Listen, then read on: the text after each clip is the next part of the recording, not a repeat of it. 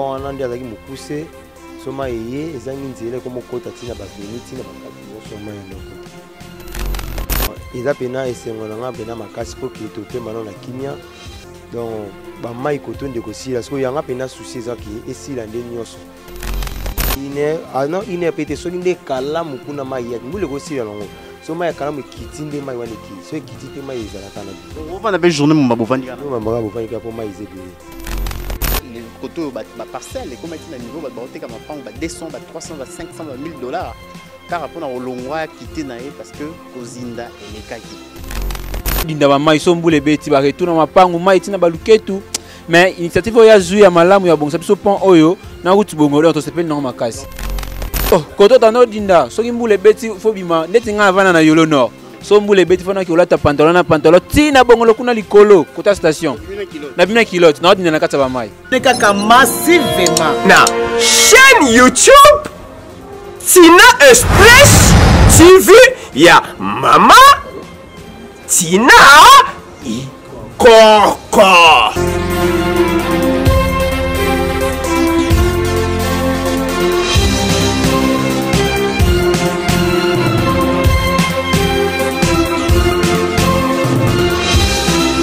Oui, télévision, bandeko tozana Kinshasa, dans la République démocratique du Congo. Et c'est nous avons déjà belé pour répondre na programme na biso ya Bonia.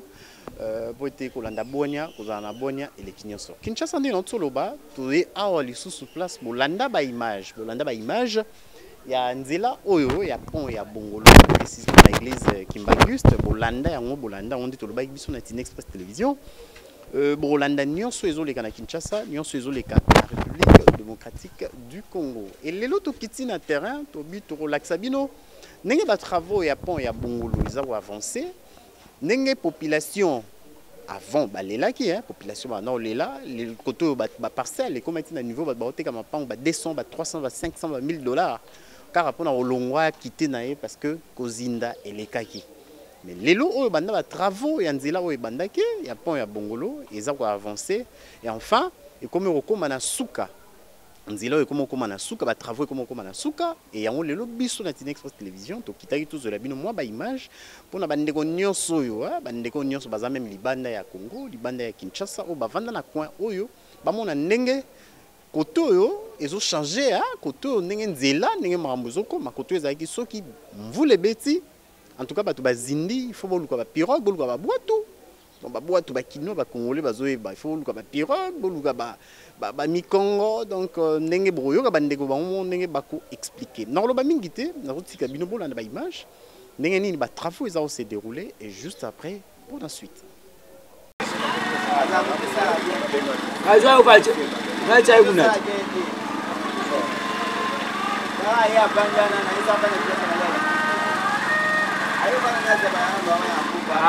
Aje pana, ayo tie pana ya. Do panda una pesa ibombo. Abanda.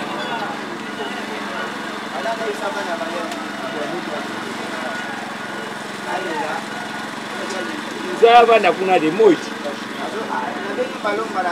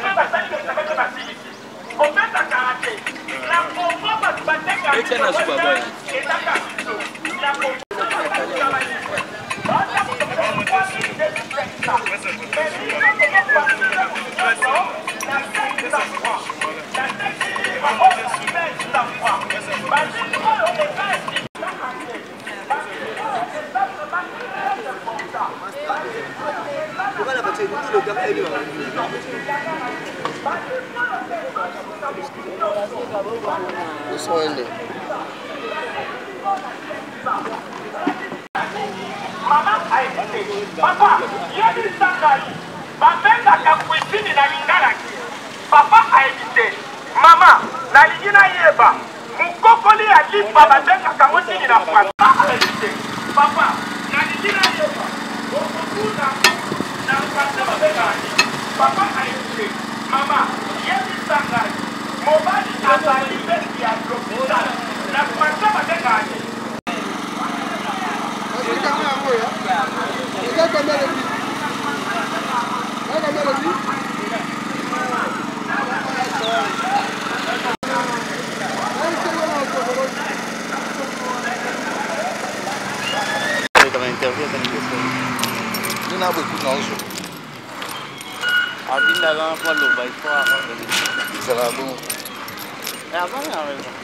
Mais le monde, tu m'as mis ton lien. Mais tu le regardes.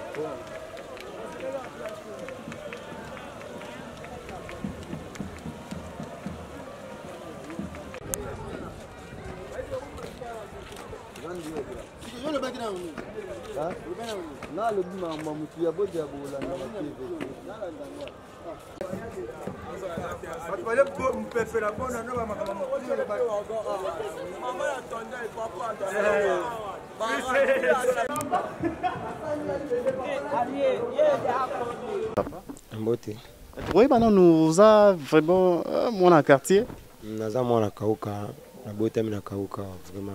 Botem na kauka togi ba binzela oyo ezalaki soki mvula ezobeta somo betela biso na to eba. Oui, ya solo aba pena même place hotelemi aba sombule betima ikotaka ma yakotelaka so pont nandi azaki mukuse so ma yeye ezangi nzela ko mokota tina ba veni tina ba kati nyoso ma ya ndokota.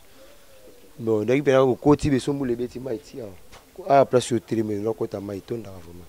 Donc on a ti mvula efesi après ba 1 heure ndebo bandi obiba. 1 heure, ah non 1 heure pete soki nde kala mukuna ma ya mbule ko sila longo. So ma ya kala mu kitinde ma wana ki. So kitite ma ezalaka na bino. Donc on a be journée mo bovandi kana. No ma bovandi ka po ma ezebele.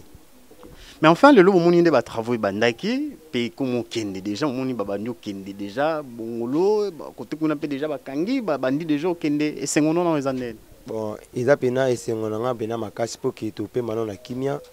Donc ba mai kotonde ko sila parce que yanga pena souci eza ki esila nde nyoso. Nde déjà to moi déjà bongo déjà mitema na biso to anda na esengo to se pe mais que ba silisa nde ba travaux nyoso eza malamu. Po ba ne belé ba kufi na ba mai ka wana mai. C'est vrai? Oui, et belé. Belé ba chola na mai wana zo mona na ka mai wa ebo ba te belé donc ce qui eza pena ki nde to moni bongo wa ke na ngoti sukande eza malamu. Merci beaucoup. Esengo na biso. Vraiment. Mbote. Wende ko koyisa biso atoza. Tozali précisément na commune ya Kalamu quartier Kauka. OK. Et nzela oyo ya bongolo oyo bande ko balandango boloba bolelaka nzele baby et tout enfin lelo mon amour Félix Tshisekedi a cheba moyen et nzele komi boy. Donc dans quelques mois déjà nzele ozala vraiment opérationnel ma mieux ce zozonga pour état nango ezai vraiment donc na niveau mo ezai kutu boyete. Et c'est ngono ezai couleur. Bon, merci premièrement. Tout ça d'abord merci notre chef de l'État, na initiative Oazui. ya ko bongisela biso route Bongolo. Donc eza pour ba président baleke belé basala ngote. Mais il y a une initiative à Monique Kalamu précisément 4 quartiers Yolo Nord, Kauka, Kimbangu Matonge to dinda ba mai sombule beti ba retourna mapangu mai tina baluketu.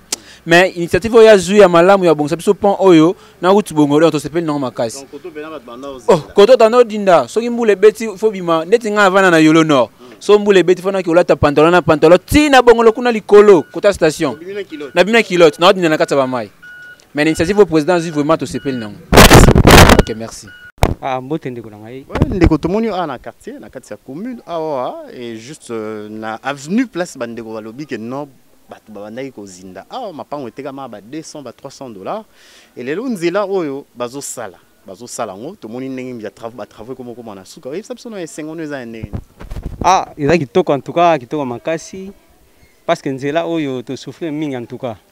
Parce que ba chauffeur bazaka otika ba mususu batu na banzela mais siko nzela lokola ba komo sala et comme on a suka eza siko makasi en tout cas. Donc mutu azu initiative o eza na quinquennat na ye à répondre vraiment à besoin na problème o ebandai ko tungisa ba kino ya kwa oyo eza mona mboka Félix Tshisekedi nini roebisa kitoko ouais pour na président de la République ezali esengo parce que mutu apasi et oyo ayebaka pasi baninga mutu oyo ayebaka pasi baninga yo wana mutu alaka mutu ya batu vraiment eza esengo mpona président parce que ye mutu aza initiateur ye mutu pe azo soutenir po nzela esalama vraiment lolenge ezosalama wana ezali pena coup de chapeau et pas mokonzi ya mboka. Merci beaucoup. OK, merci beaucoup. Tu es dans le quartier? Oui. Bon, par rapport aux travaux qui s'effectuent là à Bongolo, c'est cette route-là, ce chemin-là qui nous amène de l'autre côté, arriver vers Victoire. Et c'était pas comme ça. Comment ça change du jour au jour? D'abord, vos impressions. Je pense que d'abord, c'est bien le fait que le chef de l'État a eu à penser à cette initiative, malgré que ça a vraiment pris du temps, ça a vraiment traîné. Mais je pense que c'est une bonne chose pour permettre le passage facile de passants. Avant ça, c'était comment? Est-ce que tu peux encore, juste question de faire un petit recul, dire c'était comment? Et surtout après la pluie, parce que les gens s'est lamenté, il y avait tellement de jérémiades dans ces coins de la population. Et c'était comment avant? Ok, par rapport au pont qu'on est en train de faire là, avant c'était genre s'il pleut, il y avait des inondations. Parce que surtout si la pluie elle est vraiment forte, il y avait des inondations de tout ce côté. Et c'était difficile de passer à pied. Il fallait au moins monter sur un truc ou qu'on vous porte. Ou genre utiliser de... Comment? Au dos? Maintenant quelque chose. Ouais, et puis vous payez pour le passage parce que c'est pas gratuit carrément. Et c'était un peu difficile, surtout pendant la pluie. C'était vraiment très difficile de se promener tranquillement. Et je pense que peut-être après ça, que la route sera plutôt favorable pour passer. C'est un message venant à l'endroit de la population de ces coins et à la fois du chef de l'État. Un message par rapport à la population, ça sera plutôt d'être plus propre. Le fait déjà que les gens jettent souvent des immondices, des bouteilles dans la rivière, c'est ce qui fait à ce que quand il pleut abondamment, ces trucs puissent boucher les allées des caniveaux. Et ce qui fait qu'il y a des inondations. Il faut que les gens soient un peu plus civilisés et avoir la morale d'être plus propre, voilà. Au chef de l'État, je remercie le chef de l'État pour cette initiative, pour avoir pensé à sa population. Merci. Merci.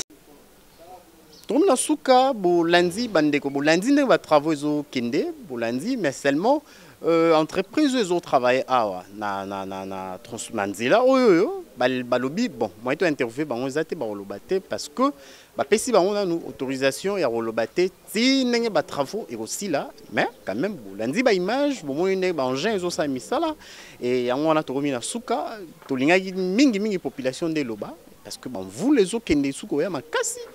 Et en plus, 2023, yango, tu as déjà une année électorale, et à la fois, mon amour Félix Tshisekedi, mon ineng azobunda na quinquennat nae, pour na réussir, kasi biso tin express télévision, l'église au milieu du village, tu as juste pour na solliciter sa population, pour na tika population loba, ba omoro. Par rapport, il y a Makamune Kende, par rapport à la travaux, bien sûr, il y a quoi Oyoyo, il y a Bongolo. Encore une fois, merci.